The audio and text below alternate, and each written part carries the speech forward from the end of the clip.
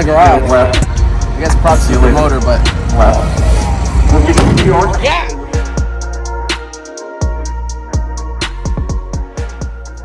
All right, guys, we are officially parked up here at the line waiting to go in at HDAY Spring 2022. This is their 20th anniversary HDAY, so it's actually a pretty special event for them.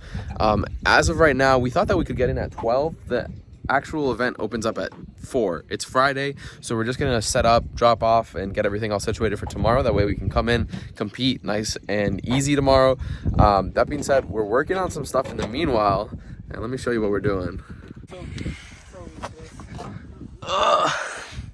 Gotta cut that lip right there. It's a little too close to the weight plate. That side is pretty good, but when this one idles, it vibrates and it kind of hits too hard. So shout out to Michael for letting me borrow the generator. And I got this little flap disc contraption that only works when the wire is pushed this way because it's kind of broken, and a little cutoff wheel. So we're gonna get to cutting. Ready? Let's start this Honda. Purring. Listen to it. The only guard you use is your fingers, right? That's it. Now, sometimes it works.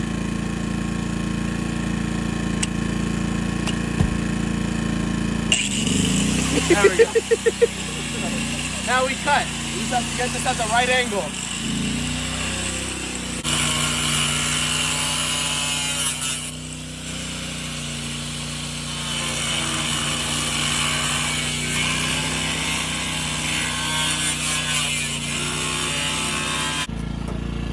Can't get it out. There we go. That should stop the vibration right there. Pretty good. Let me check the other side. Make sure it doesn't need any clearancing.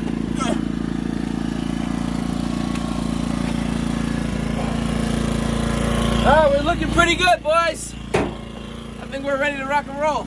What's going on, YouTube? We are here Saturday morning. The car is warming up, as you can see. We had a little bit of trouble starting it this morning just because it was really cold. The car stayed here overnight and it just got like freezing, and then the battery was also dead. So we got everything squared away. Car's fully warmed up right now. It's at operating temperature at 176 on the dot. So it's doing pretty good. Right now what I'm doing, I'm in the fuel tech software, and as you can see right here, this is the map essentially, and in the specific screen that we're looking at is the speed-based duty cycle, which is referring to the actual boost controller and when it's going to see duty cycle. We have it from the get already having duty cycle out the hole. It starts to increase from 25% to 26.5, around 37 miles an hour. Tapers all the way up until we get full boost at 105 miles an hour. Now, we're not going to be running full boost at this event. We're probably even going to take out any boost. I might just do like 10% out the hole. The wastegate pressure makes about 18 pounds, if I'm not mistaken, and we want to run it around 20 pounds at most. We have about 3 qualifying passes after we get teched in, and we want to run the 1050 index. So we're going to take some power out of it and see if we can just make it consistent 10.5, nice and safe, and just do that instead. Right now, I saved this as like a baseline already to the computer. That way, if anything gets corrupted, what's up? It won't get messed up or in the process or whatever, and we can always refer back to the baseline. Right now, what I'm going to do, I'm going to go ahead and clear out a little bit of the duty cycle. I'm probably going to do about 10 all across the board. I don't want to do anything crazy. We're going to do just a nice and easy qualifying one pass. Like I said, very, very simple. And then if we need to give it a little more just to get it consistent, then we will. But honestly, I don't think we will. I'm going to go ahead and get that stuff done right now. And then we can go over to tech. So it's looking pretty good. Slicks are on. Belly pan is on. We did that. That right there. What else did we do safety-wise? Parachute is obviously on. We're not going to be using it. It's not going to trap that high. Then we have the cutoff switch. We went ahead and installed that. Everything's looking good on that end. And we also have, I know I mentioned it on my Instagram. I don't know if I put it on my story. I did some other stuff from the last time when the seat was way too back. I moved it forward from being, I think it was almost back here. Now it's over here. A lot different. And I put in some brand new race quip with cam lock harnesses. And this will be up to spec. My other ones are expired, so I might as well just upgrade to this. So we're looking pretty good. Everything's good on this end. Battery should be pretty much charged. It's been idling for a little bit now, and we can start moving it towards tech. So we got pretty good. The car show ends right there. We got literally the first racer spot. We got Clutch Masters right there with our whole event, their whole team. We got Miss PSI right there, 4-piston right there, and a whole bunch of other class racers. But this is cool. Literally, oh, that's cool. People right there with the car. We're just happy to be out here. Your battery in the back? My battery's bolted down. Right here, cut off switch in the back. It's behind the bumper. Behind the bumper on front location, 4 volts bolted down. Cut off switch in the back. Oh, sorry.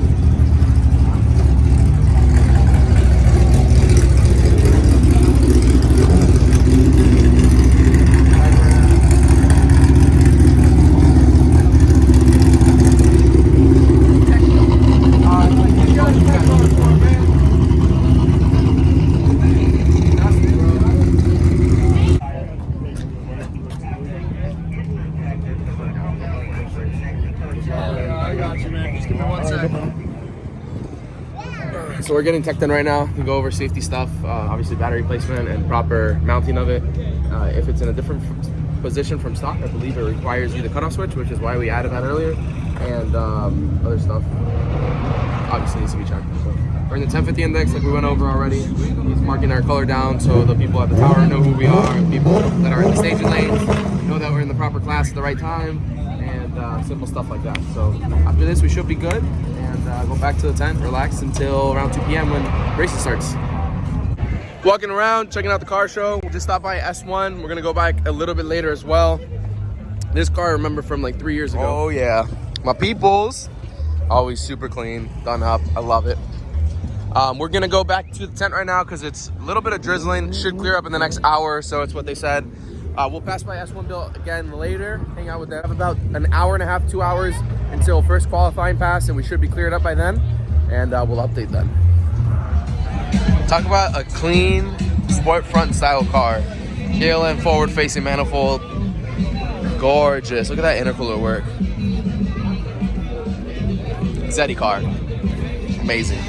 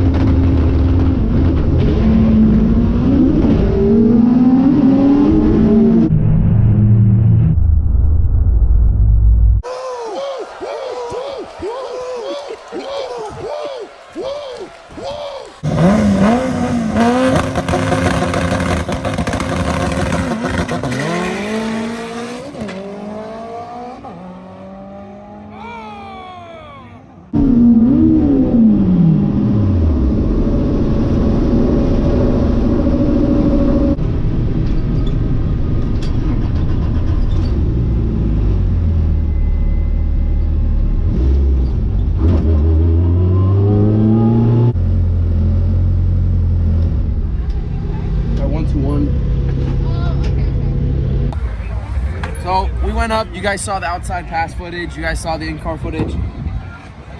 Had this car for, I want to say, 8 years now. Raced the crap out of it.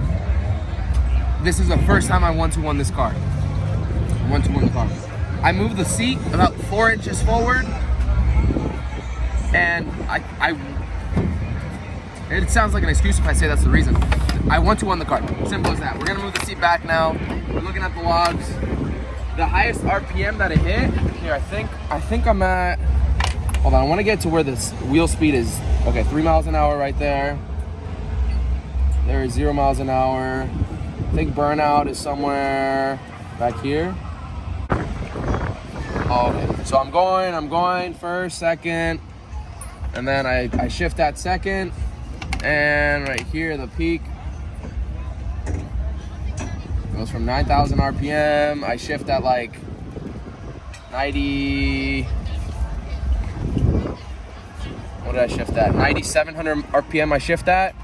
Clutch in, drops down to 9,000.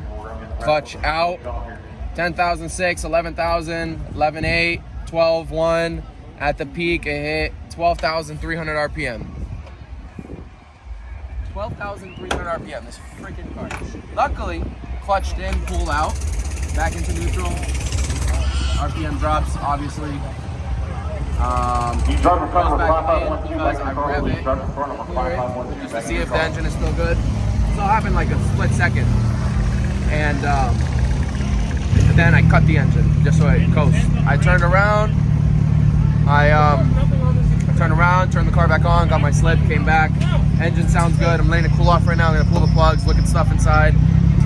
Oil pressure is still fantastic. Idled great. Didn't seem like a misfire or anything. Sorry to interrupt, but what did you say it did for 45, 12,600. 35. 12,300. I caught it instantly. Like you can see it. I caught it like clutch in, clutch out, and within that time frame I caught it. Yeah. And then neutral. Then I clean revved it just to see if it was okay, and then I cut the engine. Alright. Holy crap, though. What? GDR Nitro, 340, GDR Nitro, 340, GDR Nitro, 340, GDR Nitro, 3,000, GDR Nitro, 371 RPM. You built the motor. Built this in the garage. Literally built the garage, the motor in the garage, so I guess props to the motor, but... Yeah! There goes qualifying one. We'll try again and see what ends up going on. All right, so quick update. We checked the plugs look good. We checked the data log, data looked good. Everything was functioning well. The car starts and drives well. We should probably change the bearings once we go back because it probably stamped the top ones, but it's still running good. Oil pressure is fantastic. Everything's looking good. Coolant pressure is fantastic. Okay, I'm waiting for the 1050 announcement. Looks like we're gonna have the third round of qualifying cut out, apparently. They're only gonna do 2, so that means we have to be on the lookout. As soon as they call us, we have to go to the front. That being said, we're gonna go do qualifying 2 of 1050 index in just a little bit, and we're just on standby for that. So as soon as they call us, we're up again, and hopefully this pass we can actually use something of what we did. But hopefully I don't 1-2-1 this pass. Hopefully not. Let's go check that out. We're about to do what's a relative compression test. It basically measures cylinder to cylinder without a number amount. It gives you a percentage. Shane's gonna explain how that's done. So basically, it measures voltage, and every time on a compression stroke, when the starter turns, voltage drops because it draws voltage. So as long as they call it relative because you don't know exactly what it is, but as long as they pull similar voltage, it means every cylinder's got similar compression, so the engine's good. So we're gonna go into the checks right here on Fuel Tech diagnostic panel, and under compression test, all we have to do is basically hit the starter, which we did for a little bit, and we get 100% cylinder 1, cylinder 2, 99%, cylinder 3, 100%, and cylinder 4, 94%. So it's a little bit lower, but it's still within a very, very good percentage. The engine should be good. Obviously, you guys saw the data log. Everything looked good except for the RPM, obviously. We're going to go ahead and go for qualifying 2 shortly. They should be calling us in just a couple minutes. And we should be good, guys. It's looking pretty good. Sometimes at HDAY, Honda Day, an event for Hondas, you see stuff that don't really fit in. Or do they? This is a Ford Escort, but it's got a funny shifter in there. It's not a 1.8 anymore. That is a Honda K series, guys. Is it a 20 or 24? 24? You said about 550? That's no joke. Pretty sick, if you ask me. All-wheel drive? Oh my God, all-wheel drive too. Let's see the transfer. Oh, you can barely see it. It's right there by the subframe. All-wheel drive. Stuff, what did it take? All-wheel drive. Look at that. The axle's right there. All-wheel drive K-Series Ford Escort GT. That's pretty crazy. Also in the 1050 class, so that means that we'll be racing him right there. I hope he does not as well as me, but well. This is pretty awesome. If you ask me, it's really awesome. Considering I 1-2-1, I think I got a new driver. Bella, what do you plan to do for qualifying number 2? Uh-huh. Just that. That's exactly it. Getting ready for qualifying 2, second pass. Do well this time. He's gonna do well. We changed the seat, we moved it back, and he was also complaining that the front sat a little high, so I brought it down. So yeah, we're gonna go up there. This is possibly our last qualifying pass because the weather has been not that great here in Maryland for us. So let's hope and pray, cross your fingers and your toes, and we gonna make something happen. Hopefully.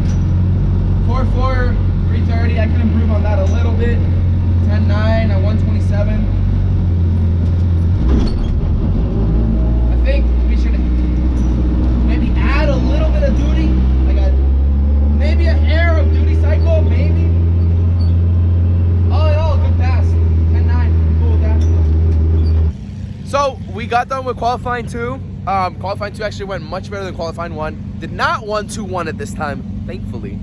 We ended up going at 10-9, and that was with missing third. Yes, I know. My shifting sucks. It's awful. But it didn't 1-2-1, so that's fantastic. The engine is very healthy. We haven't looked at the logs, but it's starting to rain right now, so I think that we're going to end up just closing up for the night. Look at this guy's way, taking a video. So we just got the car running right now, turned it on, always a pain with the cold weather. Obviously, it took a little bit of starting fluid, but came in clutch, everyone helping out. It's running good now. You can listen to the engine. Bottom end sounds really healthy. Top end sounds really healthy. If you have a hood exit and you don't know how to listen to the engine, just cover it with a rag for a second. Just like that, it won't do anything, but you can listen to the engine. Good little tool. So if you can't really listen to things because of that, it's a nice indication. Give it a little throttle.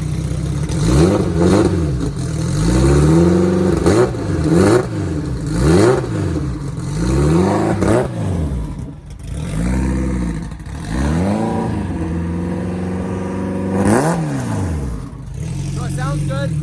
Qualifying is over. They skipped round 3 yesterday because of the rain. Today we're jumping straight into eliminations. I think it starts at noon. It's about almost 10 o'clock right now, so hopefully we have some time to go over everything. I'm going to go through the gears while it's in the air, get the trans warmed up, make sure everything goes together well.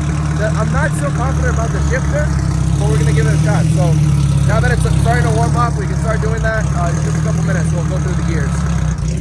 Right now we've got it in second gear, a little bit of throttle, 25 miles an hour on the car. Engine temperature is good. I have the water pump on. The fan is still off right now, just because we don't really need it at this time. Just warming up the car. So we're stopping by S1 Build right now. They're parked up with a couple cool cars. This one in particular is by RPT Creations. 4G swap, all-wheel drive, Civic hatch. This thing is insane. Bro, the carbon doors, 4 slicks all around. My Vic Turbo, 4G life. This is insane. Skunk 2 manifold, you already know. Top mount. All-wheel drive, obviously. This thing went 8 seconds. Fuel tech, 8 seconds Civic hatch. Look at that. It's gorgeous. We got S1 built right here.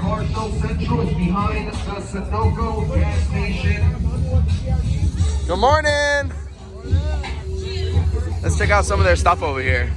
Rear diff mount, lower control arms, viscous carrier bearings, some of their fab work that you can see showcased right there, their locking plates, the forks for the rear suspension to get the coilover away from the axles, the shift cable brackets, whole bunch of stuff.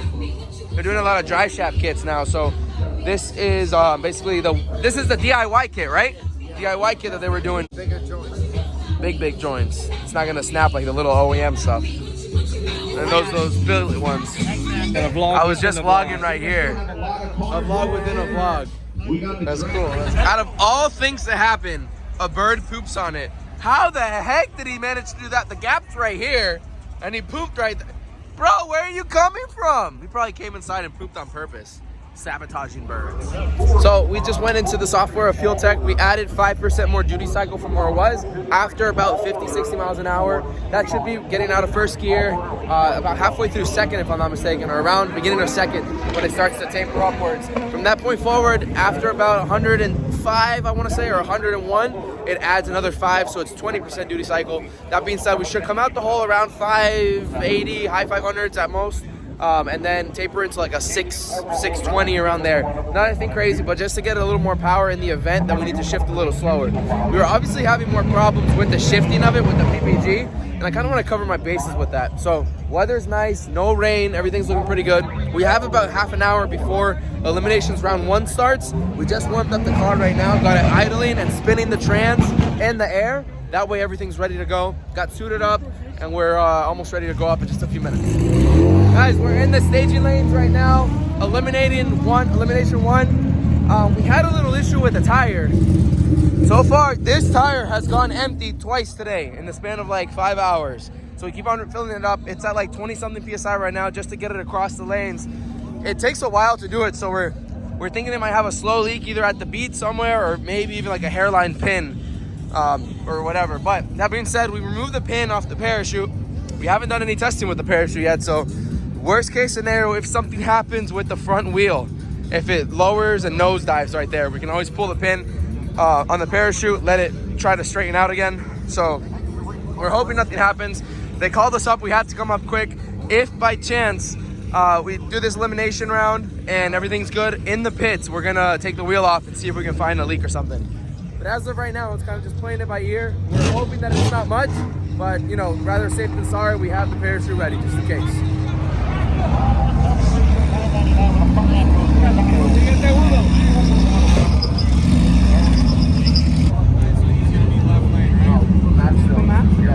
If not, he's gonna pull. Okay. Yeah, more. Left lane, yeah. I'd rather agree down than pull.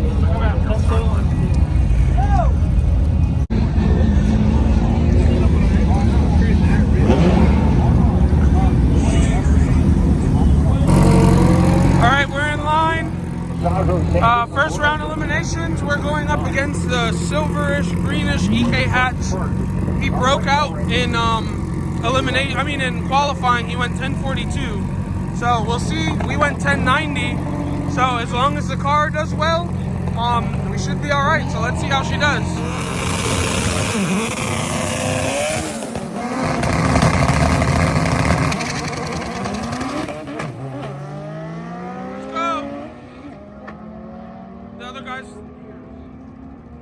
Break out.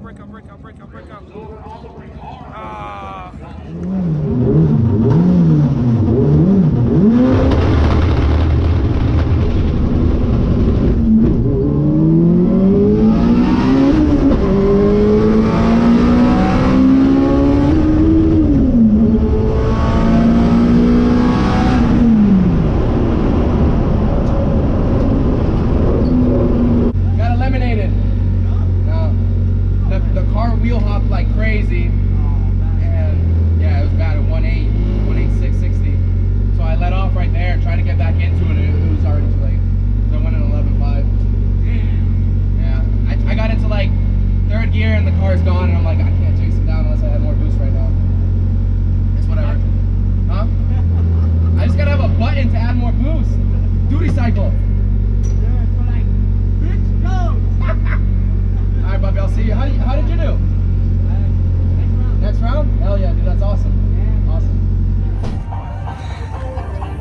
Chizzo out front. The rest of the ring crew out there. Helping out the vending machine. You want to talk about a man who's been through some trials and tribulations? That's where I was leaking air from.